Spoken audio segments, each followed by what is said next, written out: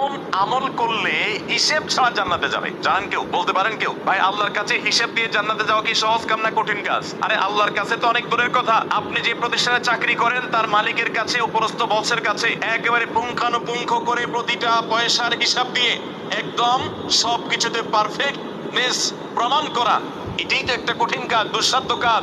সেখানে সারা জীবনের হিসাব আল্লাহর কাছে দিয়ে পাই পাই করে তারপর আপনি জান্নাতে যাবেন, বিষয়টা এত সহজ না। তাহলে হিসেব ছাড়া আল্লাহ তাআলা এমনিতে বলবেন হিসাব টিসাব নাই, তোমাকে এমনি জান্নাতে দিলাম, এটা চান আপনারা? দেখুন কোরআনে কারীম আল্লাহ তাআলা বলছেন, ইন্নামা ইউওয়াফাস সাবিরুনা আজরাহুম বিগাইরি হিসাব। আল্লাহ বিনিময় দেওয়ার ক্ষেত্রে, সওয়াব দেওয়ার ক্ষেত্রে দুনিয়াতে যারা সবরকারী হবে, যারা ধৈর্যশীল হবে, যারা সহিষ্ণু হবে, যারা নিজেকে নিয়ন্ত্রণ করতে পারবে, এই সবরকারীদেরকে আল্লাহ তাআলা হিসেব ছাড়া দিবেন। কিয়ামতের ময়দানে আল্লাহর কাছে বান্দা কোন আমল করলে